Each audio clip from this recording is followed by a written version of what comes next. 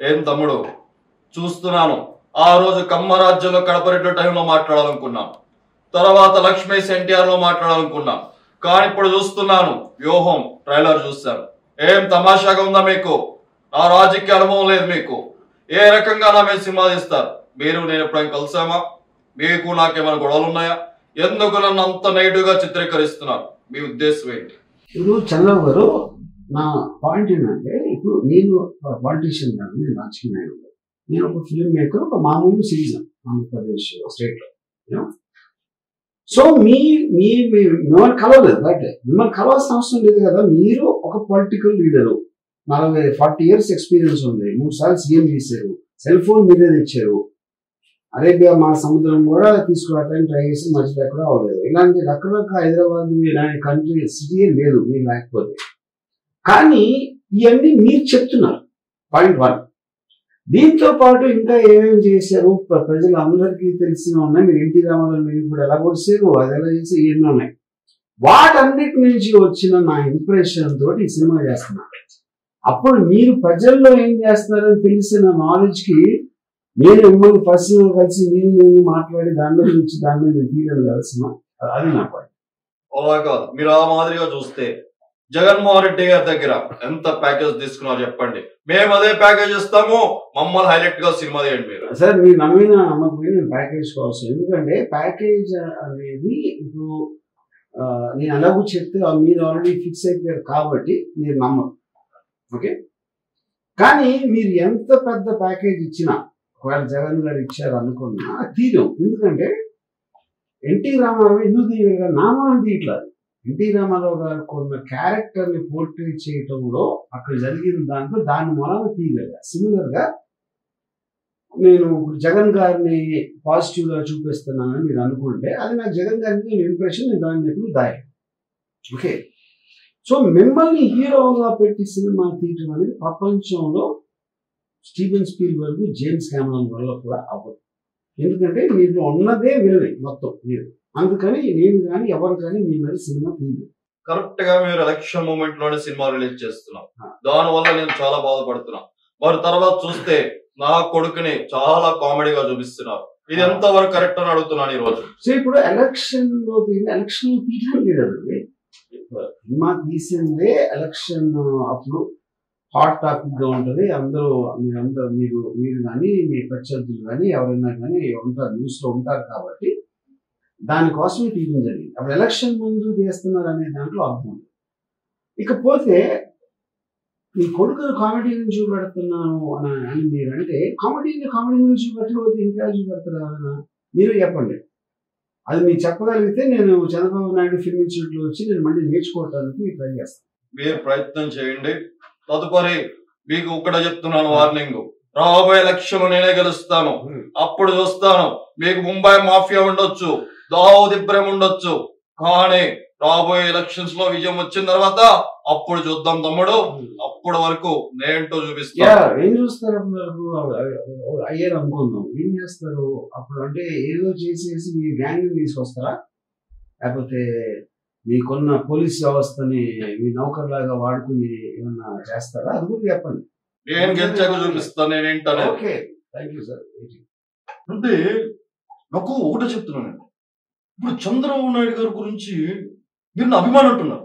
మీరు అభిమానం చెప్పి నన్ను ఈరోజు ప్యాకేజ్ ఇస్తారు అని చెప్పి ట్రైలర్లో చూపించడం అది ఎంతవరకు కరెక్ట్ వరం గారు? మీరు చెప్పండి. ప్యాకేజ్ ఇస్తారని నేను చెప్పలేదు, చంద్రబాబు నాయుడు మీ గురించి చెప్పారు, అది నేను చూపించాను. నేను కెమెరాతో అక్కడ ఉన్నాను కాబట్టి అది నేను తీశాను. నేను ప్యాకేజ్ ఇస్తారని ఎప్పుడు నేను చెప్పలేదు.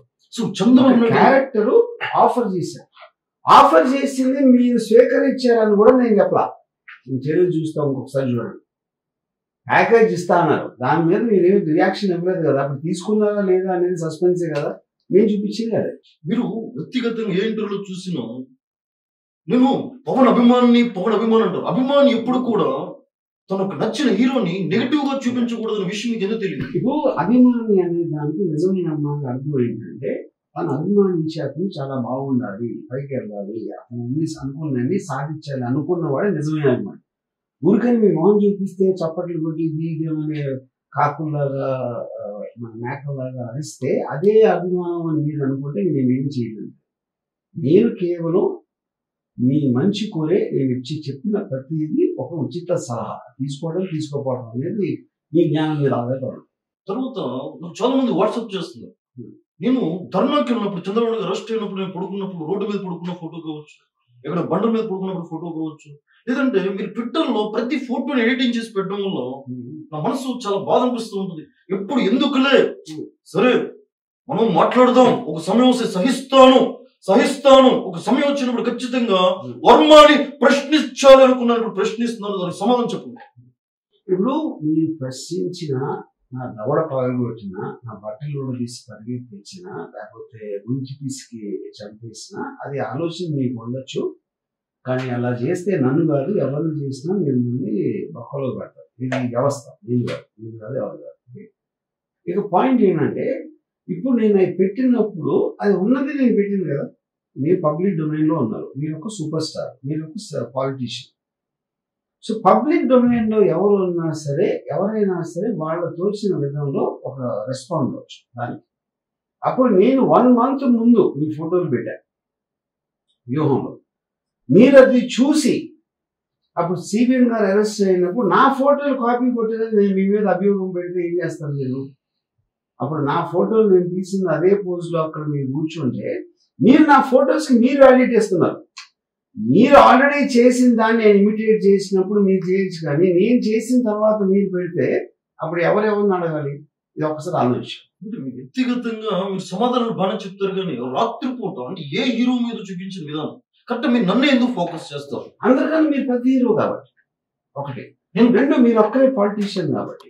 3వది అడ్డదిడ్డంగా ఏవి కన్సిస్టెన్సీ లేకుండా మాట్లాడే వ్యక్తి మీరు ఒక్కరే కాబట్టి. దానివల్ల అభిమానులు దాడి చేస్తారని భయం లేదా మీకు?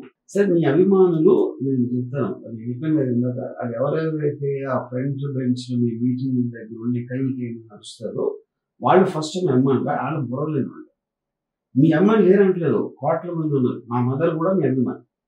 వాళ్ళు మీ సినిమాని మిమ్మల్ని అభిమానిస్తారు. మీటింగుల దగ్గరకు వచ్చి అరిసే వాళ్ళ గురించి మీరు క్యారీ అయిపోయి మీ అసలు అభిమాని మీరు దూరం చేసుకున్నారు. దాంట్లో మా మదర్ మేము కూడా ఉన్నాం. వెనుకలో మోడీ గారు ఉన్నారు, ఆ విషయం మీకు తెలియట్లేదు. మోడీ గారు లాంటి వ్యక్తిని నేను ఈరోజు ఎంతగానో నేను ఆయన వెనక నుండి ఇదంతా చేస్తున్నా. అనంత గొప్ప వాళ్ళు ఉన్నప్పుడు కూడా మీరు కొంచెం కూడా భయం లేకుండా నా గురించి నెగిటివ్ ప్రచారం చేస్తున్నారంటే, నేను మళ్ళా చెప్తున్నాను, ఈ 29న సినిమా ఏ రకంగా రిలీజ్ అయ్యిద్దో, ఎలా రిలీజ్ చేస్తారో చూస్తా. ఇది ఒకటి. మీరు మోడీ వెనకాల ఉన్నదన్నారు. నేను ఏ ఫోటో చూసినా మీరు మోడీ వెనకాల ఉన్నారు. మోడీ వెనకాల లేడు. పాయింట్ 1, అది అక్కడ రాంగ్ ఇన్ఫర్మేషన్. సెకండ్ పాయింట్, ఇది చేస్తా అది చేస్తా మీరు చెప్తానే ఉన్నారు. ఎవరినో బట్టలు ఇప్పిస్తా, లేకపోతే చొడి చేస్తా, చంపేస్తా అని మీరు పొద్దున్న లెగిస్తే పదబ్బాలు పలుకుతూనే ఉంటారు. అది ఎంతవరకు ఒక్కటి కూడా దాని నుంచి రాలేదు. సో అలాంటప్పుడు అందులో భాగంగానే ఇది కూడా నేను ఒక empty vessels make lot of noise అని ఇంగ్లీష్ లో ఒక సామెత ఉంది. అది ఒక్కసారి మీరు 2 లక్షల పుస్తకాలు చదివారు కాబట్టి ఆ పర్టికులర్ ఫేస్ అర్థం ఏంటో ఒకసారి అర్థం చేసుకోండి. అంటే ఈ సినిమా ట్రైలర్ చూస్తున్నప్పుడు ఏదో అన్నయ్య నేను నిజంగా మాట్లాడుకున్నట్టు, అన్నయ్య నాకేదో సలహా ఇస్తే అన్నయ్య మాట వినకుండా నేను వెనక్కి వెళ్ళిపోయి, మీరు చూసినట్టుగా ఈ ట్రైలర్ లో ఎందుకు అన్నయ్య ఇన్వాల్వ్మెంట్ చేయాల్సి వచ్చింది? నాకు చాలా బాధ అనిపిస్తుంది మీరు అన్నయ్య ఇన్వాల్వ్మెంట్ చేయడం. అదే ఇప్పుడు మీ అన్నయ్య కూడా పొలిటికల్ పార్టీ, అన్నయ్య కూడా ఫిల్మ్ స్టార్ మీలాగే. మీరే మీ అన్నయ్య షూస్ సాక్స్ వాసన చూస్తారని చెప్పారు. అన్నిట్లో అన్నయ్యని తీసుకుంటారని మీరే చెప్పారు. నేను చెప్పాను. అలాంటి వాటిలో ఇంత పెద్ద నిర్ణయం పార్టీ పెట్టి దాంట్లో మీరు ఎంతో కొంత మీ అన్నయ్యని చెప్పకుండా ఎట్లా ఉంటారు? ఇదే విషయం అలా అందరికీ తెలుసు, మీకు తెలుసు. సో అలా చెప్పింది, అలా ఉన్నది, అలా అలా అదే నేను ఇచ్చాను. నిజంగా వర్మ రాజకీయాలకు దూరం అయ్యే సినిమాలో ఎంతో ఉత్సాహం ముందుకెళ్తున్నాను. నన్ను ఈ ట్రైలర్ లో పెట్టి వివరమైతే గాని శౌరం అయితే గాని వివరం రాదు అన్న డైలాగులు పెట్టావు. నిజంగా నేను తమ్ముడు పెడుతున్న పార్టీకి నాకు ఎటువంటి సంబంధం లేదు, తమ్ముడికి సలహా మాత్రమే ఇవ్వగలుగుతాను. మీరు అలా చూపించడం నిజంగా నాకు చాలా ఆశ్చర్యంగా ఉంది. ఎందుకు మీరు అలా చూపించారు? అదే పాయింట్ అండి. చదివే వైపు నేను చెప్పేది అప్పుడు చిన్న విషయం. ఇప్పుడు మీరు ఒకే ఇంట్లో వచ్చి అంత అనుబంధాలు ఉన్న అన్నదమ్ములు అని అందరికీ కథ వినిపించి మీరు స్టేజ్ మీద ఫిలిం ఈవెంట్స్ లో అంత చెప్పిన తర్వాత 100% ప్రజారాజ్యం పార్టీ అనేది ఫీల్ అనేది కదా జనసేన పార్టీ పెట్టింది. ఎందుకంటే తమ్ముడుగా మిమ్మల్ని ఏమి అనలేక ఆయన ఇంకో పార్టీ పెట్టుకున్నాడు. అప్పుడు మీరు అంత కష్టపడి పైకి వచ్చి పెద్ద స్టార్ అయ్యి మీ తమ్ముడు అవ్వటం వలన తనకు వచ్చిన బూస్ట్ తోటి తను కూడా స్టార్ అయ్యి దాని తర్వాత మిమ్మల్ని మీరు చేసింది కరెక్ట్ కాదు నేను చేస్తా ఇప్పుడు అని జనసేన పార్టీ పెట్టినప్పుడు ఆ జనసేన పార్టీ కూడా అత్యంత దారుణంగా ఓడిపోతే ఎంతో కొంత మీకు ఆనందం కలగకుండా ఎట్లా ఉంటుంది అన్నది చెప్పండి. మనిషి అన్నవాడుకి ఉండకుండా ఉంటుందా అనేది అది ఊహించి నేను చేశాను. అది మీరు అనుండొచ్చు, బయట అనుండొచ్చు, లోపల అనుకుండొచ్చు, ఇంట్లో జరిగి ఉండొచ్చు. సినిమా అనేది ఇంటర్ప్రిటేషన్. గాంధీ కస్తూర్బాతో గాంధీ సినిమా తీస్తే గాంధీ కస్తూర్బా బెడ్డూని ఏం ఆడుకున్నారు డైరెక్ట్గా ఎట్లా తెలుస్తుంది? ఏ సినిమా అయినా కూడా ఇంటర్ప్రిటేషన్. వాస్తవానికి మీరు మొత్తం దగ్గరుండి చూస్తున్నట్టు మొత్తం విన్నట్టుగా మీరు చిత్రీకరణలో అల్లు అరవింద్ కూడా పక్కన పడవు. నిజంగా చాలా బాధ అనిపిస్తుంది. అల్లు అరవింద్ ఎందుకు పడాల్సి వచ్చింది అంటే ఆయన కూడా మీ ఇంట్లో ఇంపార్టెంట్ పర్సన్ కాబట్టి మనకి అల్లు అరవింద్ గారు ఫిల్మ్స్ జానీ ఆ టైం నుంచి దానికి ఉన్న వాళ్ళిద్దరికి ఉన్న అభిప్రాయం చాలా సార్లు ఇండైరెక్ట్ గా కూడా పవన్ కళ్యాణ్ చెప్పడం జరిగింది. అందరికీ తెలిసిన ఒక విషయం ఏంటి, మీరు పవన్ కళ్యాణ్ కన్నా ఎక్కువ అల్లు అరవింద్ గారికి ఎక్కువ క్లోజ్. అలాంటప్పుడు మీ ఇద్దరు పవన్ కళ్యాణ్ గురించి వెనకాల మాట్లాడుకోవడం అనేది సహజమే కదా, అది నేను చూపించాను. చూశారు కదా వర్మ, ఈ సినిమాలో నన్ను పెట్టలేదు, లాస్ట్ సినిమాలో నన్ను బాగా పెట్టావు, జ్యోతిని బాగా చూపించావు, నన్ను బాగా చూపించావు. ఇప్పుడు వ్యూహం సినిమాలో జనాలందరూ కామెడీ ఎక్స్పెక్టేషన్ చేస్తున్నారు కదా, ఈ సినిమాలో నేను ఉన్నానా లేదా, నా పాత్ర తీసావా, క్లారిటీ చెప్పేసి. ఇంకా నాకు మీకన్నా బెటర్ కామెడియన్ లోకేష్ ఒక కొత్త యాక్టర్ అంటే అందుకని ఈ సినిమాలో మీ క్యారెక్టర్ పెట్టలా. అంటే లోకేష్ అంటే పప్పు అంటారు, అతనేనా? మీకు తెలుసు కదా, అందుకని వీడియో చేపిస్తారు కదా. అంటే మీరు ఏం చెప్పరు అంటే ఈ సినిమాలో నేను లేను. 191 దేశాలు తిరిగాను. ఈ ఎలక్షన్ లో కూడా నేను క్యాంపెయిన్ చేయబోతాను నెక్స్ట్ ఏపీలో. మీరు నన్ను పెట్టాలి కదా, పెడితే కదా అక్కడ జనాలు చూసి కామెడీ చూసేది. ఎందుకు పెట్టలేదు? నేను అదే చెప్తున్నాను, సినిమాలో కామెడీ అనేది ఇంపార్టెంట్, కానీ మీకన్నా బెటర్ కామెడియన్ నాకు దొరికాడు కాబట్టి ఈ సినిమాలో మిమ్మల్ని పెట్టలేదు. కానీ అతి త్వరలో వేరే సినిమా తీయబోతున్నా, దాంట్లో మీరే మెయిన్ హీరో. ఆ బయోగ్రఫీ తీయాలని ఎప్పటి నుంచో అడుగుతున్నా. వ్యూహం తర్వాత మళ్ళీ శబ్దం తీసేస్తున్నారు. నా శబ్దాల గురించి ఎప్పుడు తీస్తారని అడుగుతున్నాను. మీరు అంటే మీరు మాట్లాడుతున్నారు, మీరు నెక్స్ట్ టైం ఎప్పుడు అన్ని చోట్ల ఎలక్షన్ పోటీ చేస్తారో ఏ సంవత్సరంలో ఎప్పుడైనా అయితే ఆ రోజున ఉట్టి మీరు ఒక్కరే ఉంటారు, ఏకపాత్ర అంటూ మీ మీద వస్తున్నారు సార్. తప్పకుండా కావాలంటే జ్యోతి కూడా యాక్ట్ చేస్తుంది, మంచి జ్యోతి యాక్టింగ్. ఇప్పుడు చాలా మంది మొన్న కమరాజ్యంలో కడప రెడ్డి తీశారు, అందులో నా క్యారెక్టర్ అన్ని క్యారెక్టర్ కంటే బాగా హైలైట్ అయింది. జనాలు కూడా వ్యూహం 29 రిలీజ్ అవుతుంది కదా, ఆ కమెడియన్ తో పాటు లోకేష్ అనే పాత్రతో పాటు పాల్ పాత్ర కూడా పెట్టుంటే బాగుండేదని జనాల ఎక్స్పెక్టేషన్. పాటలను పెట్టారా సినిమాలో? జనాలు ఎక్స్పెక్ట్ చేస్తున్నారని మీరు అనుకుంటున్నారండి. ఎందుకంటే మీకు వచ్చిన చోట ఓట్ల నంబర్ చూస్తేనే అలాంటి క్రౌడ్ జనాలు అని ఎవరు అందరండి. లక్షల్లో ఉంటే జనాలు అంటారు. 2000 3000 ఓట్లు వచ్చిన మీరు జనాల ఎక్స్పెక్టేషన్ అంటే ఆ జనాల కామెడీయా మీరు కామెడీ అన్నమాట.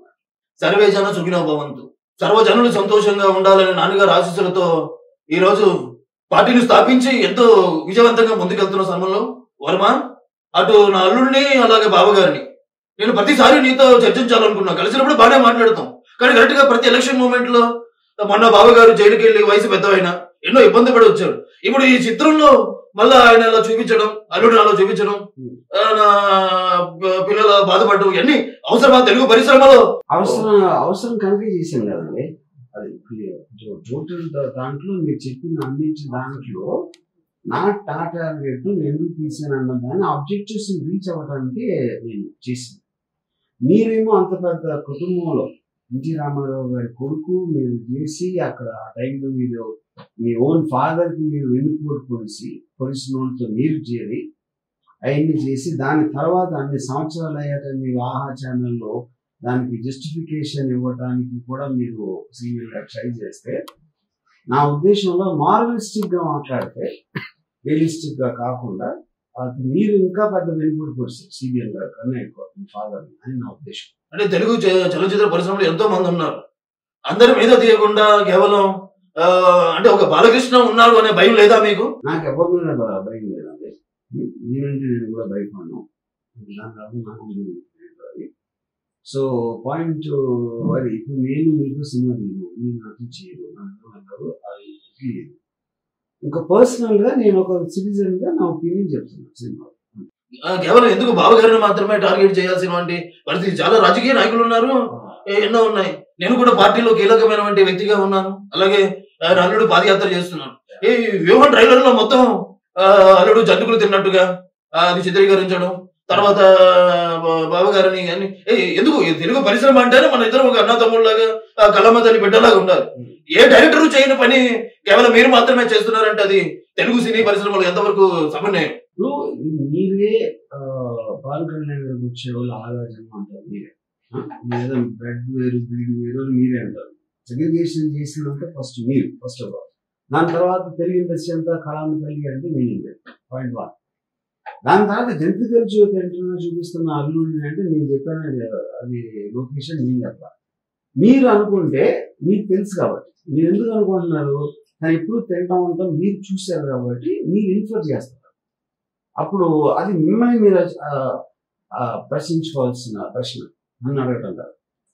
చివరిగా సూటి ప్రశ్న, ఎందుకు చంద్రబాబు అంటే ఇష్టం లేదు, ఎందుకు జగన్మోహన్ రెడ్డి అంటే మాత్రం ఇష్టం?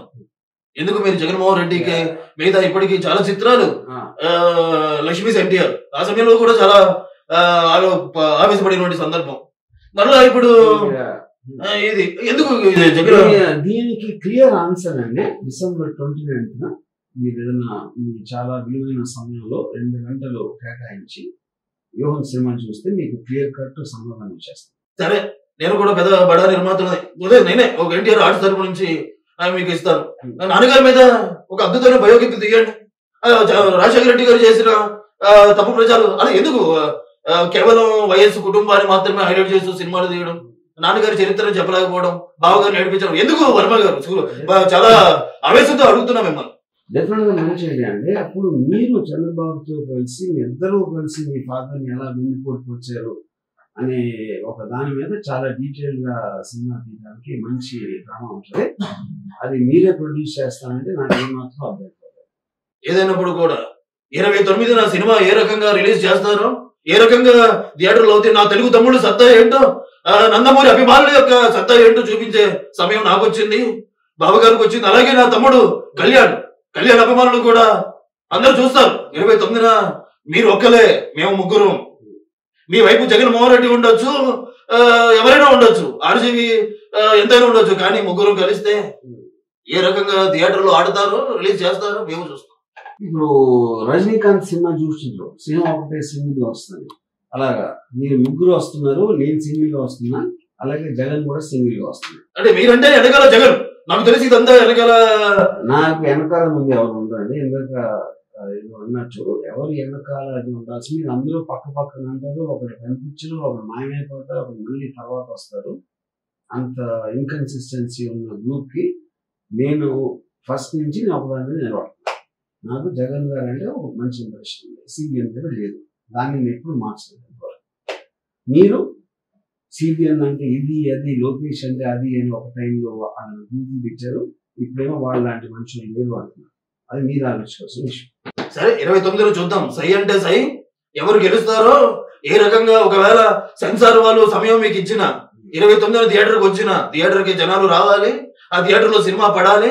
అప్పటి వరకు సమస్తం యుద్ధానికి సిద్ధంగా మేము ఉన్నాము, మీరు కూడా సిద్ధంగా ఉండండి. ఇప్పుడు డైలాగ్ చెప్పడానికి అఖండ కాదు, లెజెండ్ కాదు, ఇది రియల్ లైఫ్. రియల్ లైఫ్ లో కూడా ఎన్నో రియల్ లైఫ్ లో హీరోలు అని కూడా ఉండవు, వ్యవస్థ అనేది ఉంటుంది.